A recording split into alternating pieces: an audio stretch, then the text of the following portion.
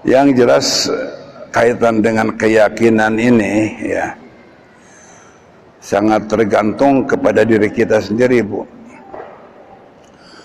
Jadi kalau kita sudah bicara masalah keyakinan ya agak sulit ya diganggu-gugat. Hanya kita punya semacam warisan dari Rasulullah SAW. Taraktu fikum amrayn itu kan. Jadi aku telah meninggalkan dua hal yang sangat berarti bagi kehidupan manusia. Dan kita tidak akan tersesat, tidak akan pernah tersesat. Andaikan kita berpegang teguh kepada keduanya. Yaitu Al-Quran dan As-Sunnah. Jadi yang kita pegang Al-Quran dan As-Sunnah. Bukan kila wa qala ulama ataupun katanya, bukan. Ya. Jadi artinya alhamdulillah kalau kita ini terus terang aja ya bertahkim kepada Al-Quran dan As-Sunnah. Dan kalau kita ada masalah yang memang agak sedikit kontroversial ataupun bertentangan atau istilah kita ini khilafiyah, kita kembalikan kepada Al-Quran dan As-Sunnah. Fa in tanajatum fi syai'in farudduhu ila Allahi wa rasulihi. Andaikan terjadi semacam pertentangan ya kontroversial khilafiyah di antara kamu, ya kembalikan kepada Al-Quran dan As-Sunnah. Hanya di sini saya perlu meluruskan istilah khilafiyah. Yang dinamakan khilafiyah itu apa sebetulnya? Khilafiyah itu adalah andaikan ada dua paham yang masing-masing memiliki dalil yang sama kuat. Contohnya ya, tahrik dan ghairu tahrik. Ada yang tasyahudnya itu digerakkan, ada yang tidak digerakkan. Itu memiliki dalil dua-duanya. Nah, itu yang dinamakan khilafiyah. Perlu pentarjihan, ditarjih. Mana yang lebih kuat? Mana yang paling rojih? Dua-duanya rojih, mana yang paling arjah? Nah itu. Jadi memang ada suatu hal yang dinamakan suatu penelitian, penelaahan lewat mustalah. Nah, kalau terjadi hal-hal yang memang tidak memiliki semacam argumen dan dalil, itu bukan khilafiyah, tapi bid'ah. Sebagaimana ibu tadi katakan, ada yang begini, ada yang begini, ya. Jadi kalau kita berbicara masalah ada yang begini dan ada yang begini, yang usah kita abaikan aja, kita abaikan. Kenapa? Karena tidak punya dalil. Dalilnya ada nggak? Kalau nggak ada, ya udah abaikan.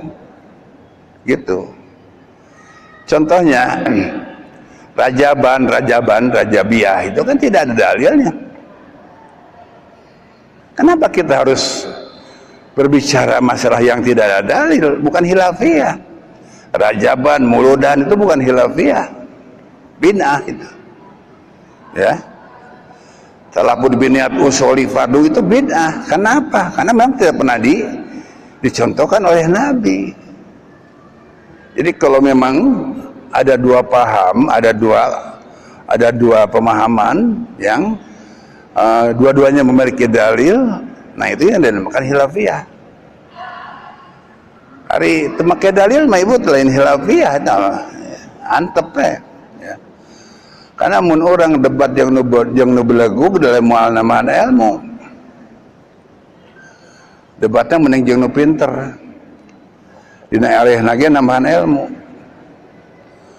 Dulu terus terang aja pernah ada perdebatan antara ustad dari Persis di Lembang ya dengan kelompok yang lain. Ternyata di dalam kaitan hal yang menyangkut masalah argumen dan hujah, katakanlah Persis kalah ya. Kemudian lapor sama Ustaz Abu Rahman, Ustaz cenah kawan cenah ya. Itu dalilnya langkung kiat ya. Apa kata Ustaz Rahman? Lain kawan menang ya gitu. Menang naon? Menang ilmu. Jadi artinya kalau kita berdebat dengan orang yang pintar itu dapat ilmu dina elehna ge. Coba debat yang nu belegog. Mohon ilmu. Ya.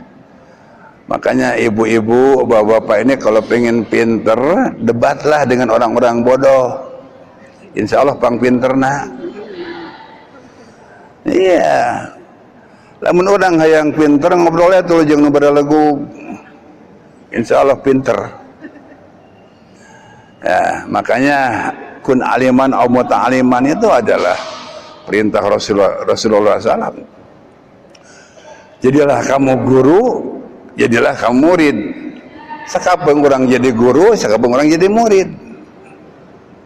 Pertama tergantung kaitan dengan keilmuan yang dimiliki oleh orang tersebut, ya, yang kita ajak debat, ajak ngobrol, ajak diskusi, ajak muhadasah. Yang kedua kaitan disiplin ilmu, gitu. Terus terang aja ya, saya juga suka memberikan ceramah di kalangan-kalangan para pakar, kan pakar dalam bidangnya, katakanlah kedokteran, ya, dokter palalinter di dalam bidangnya. Tapi dokter juga barodo nanyakan bab zakat, bab sholat, bodoh. Jadi artinya yang menyangkut masalah-masalah yang berhubungan dengan masalah disiplin ilmu juga ada kaitannya. Gitu. Jadi kesimpulannya, ya kalau ibu berdebat dengan orang yang sholatnya berbeda dengan kita, ya kita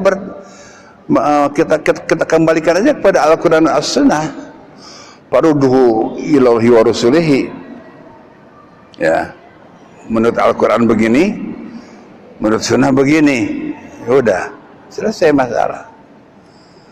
Jadi tidak perlu kita berdebat dalam konteks ya diperpanjang. Jadi Fa'arid 'anil zahilin itu adalah perintah Allah Subhanahu wa ta'ala dalam Al-Quran. Jadi kalau kamu berdebat dengan orang yang bodoh, yang jahil, yang beleguk, tinggalkan. Punten dah. Bisa tuh punten pada punten peryogi dia teh gitu. Ya artinya ya untuk apa kita ini berdebat dengan orang yang bodoh? Gitu ya Bu ya. Debatnya jeung jelema palalinter lah meh nambahan ilmu. Dina elehna ge nambahan ilmu gitu. Ya.